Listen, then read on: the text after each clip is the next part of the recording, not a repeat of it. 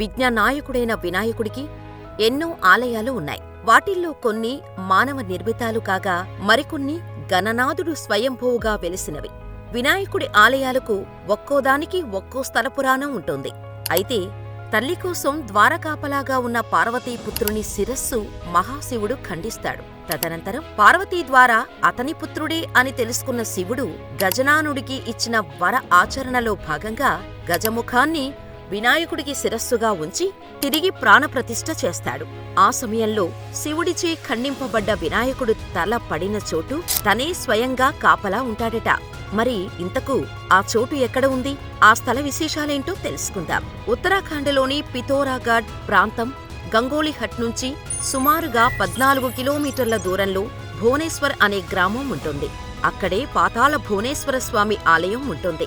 ఇందులో వినాయకుడు, ఆయన తండ్రి శివుణ్ణి దర్శించవచ్చు.